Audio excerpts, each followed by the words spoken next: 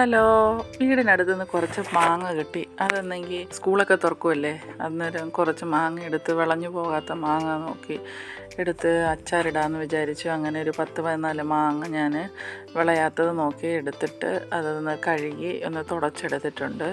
ഇനി ഇതിൻ്റെ ഞെടുപ്പൊന്ന് കട്ട് ചെയ്തതിന് ശേഷം നമുക്കിതിൻ്റെ മാങ്ങാണ്ടിയൊക്കെ ഒന്ന് കളഞ്ഞ് ഒന്ന് തൊലിയോടുകൂടി തന്നെ നമുക്കിതേപോലെ ഒന്ന് കട്ട് ചെയ്തെടുക്കാം.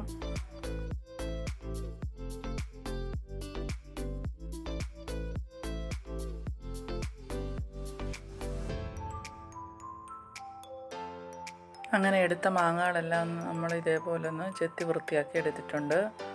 ഇനി ഇത് നമുക്ക് ചെറിയ കഷ്ണങ്ങളാക്കി ഒന്ന് മുറിച്ചെടുക്കാം. അരിഞ്ഞെടുക്കാൻ എളുപ്പത്തിന് നമുക്ക് ഈ മുറത്തിലേക്ക് തന്നെ നമുക്ക് ഇട്ട് കൊടുക്കാം. ഇനി ഇത് ഓരോന്നെടുത്ത് നമുക്ക് ചെറിയ കഷ്ണങ്ങളാക്കി ഒന്ന് മുറിച്ചെടുക്കാം.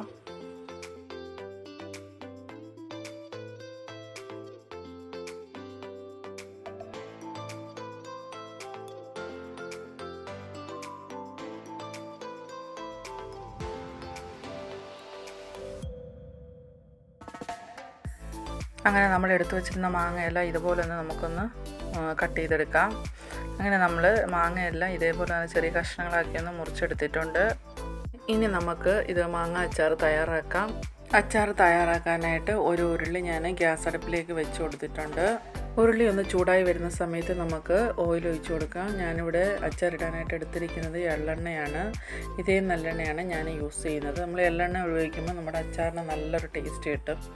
എള്ളെണ്ണ ചൂടായി വന്ന സമയത്ത് ഞാൻ കടുക് ഇട്ട് കൊടുത്തിട്ടുണ്ട്. പിന്നെ ഇതിലേക്ക് കടുക് പൊട്ടി വരുന്ന സമയത്ത് നമ്മൾ എടുത്തു വെച്ചിരുന്ന വെളുത്തുള്ളിയും ചുവന്നുള്ളിയും ഇഞ്ചിയും പച്ചമുളകും ഇതെല്ലാം കൂടെ നമുക്ക് ഇതിലേക്ക് ഇട്ട് കൊടുക്കാം. അതിനുശേഷം ഞാൻ ഇട്ട് കൊടുത്തിരിക്കുന്നത് പെരുംജീരകമാണ്. അത് ഞാൻ കടുക് ഇട്ട് പൊട്ടിയതിന് ശേഷം ഇട്ട് കൊടുക്കേണ്ടതായിരുന്നു. അത് മറന്നുപോയതുകൊണ്ടാണ് അതിൻ്റെ സൈഡിലോട്ട് ഞാൻ ഇട്ട് കൊടുത്തിരിക്കുന്നത്.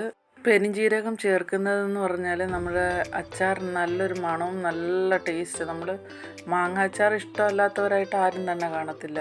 അതിലും അപ്പുറം നല്ലൊരു ടേസ്റ്റ് തരാനായിട്ട് നമ്മുടെ പെരുംജീരകത്തിൻ്റെ ഒരു കഴിവുണ്ട്.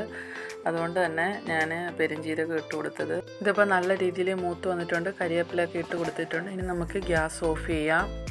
ഇനി ഇതിനാവശ്യമായിട്ടുള്ള അരപ്പ് തയ്യാറാക്കാനായിട്ട് ഒരു പാത്രത്തിലേക്ക് ഇതിനാവശ്യമായ മുളക് പൊടി, മഞ്ഞൾപ്പൊടി, ഉലുവാപ്പൊടി എന്നിവ നമുക്ക് ഈ ഒരു പാത്രത്തിലേക്ക് എടുക്കാം. ഇതിങ്ങനെ എടുക്കുന്നതെന്ന് വെച്ചാൽ നമ്മൾ നേരിട്ട് അതിലിട്ട് കൊടുത്തു കഴിഞ്ഞാൽ പെട്ടെന്ന് കരിഞ്ഞു പോകാനുള്ള ചാൻസ് ഉണ്ട്.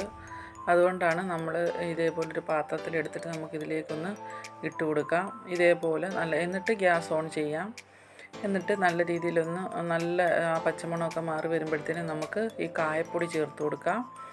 കായപ്പൊടിയും ചേർത്ത് നല്ല രീതിയിൽ ഇളക്കിയതിന് ശേഷം ഇതിന് ആവശ്യമായിട്ടുള്ള ഉപ്പ് ചേർത്ത് കൊടുക്കാം. മാങ്ങയ്ക്കും കൂടെ ചേർത്ത് വേണം ഉപ്പിട്ട് കൊടുക്കാനായിട്ട്.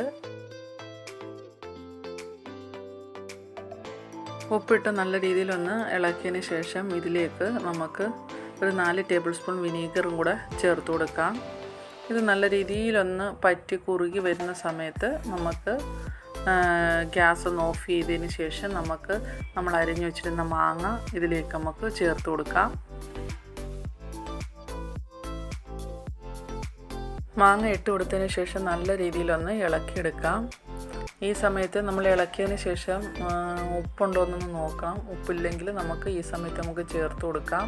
നമ്മുടെ വളരെ സ്വാദിഷ്ടമായ നല്ല ടേസ്റ്റി ആയിട്ടുള്ള നമ്മുടെ മാങ്ങ അച്ചാർ ഇവിടെ തയ്യാറായി. അപ്പോൾ ഈ വീഡിയോ നിങ്ങൾക്ക് ഇഷ്ടമായ ലൈക്ക് ചെയ്യുക, ഷെയർ ചെയ്യുക. നിങ്ങളുടെ അഭിപ്രായങ്ങളും നിർദ്ദേശങ്ങളും താഴെ കമൻറ്റ് ബോക്സിൽ രേഖപ്പെടുത്തുക. അടുത്ത നല്ലൊരു വീഡിയോ ആയിട്ട് വരുമ്പോഴേക്കും ബൈ. Thank you.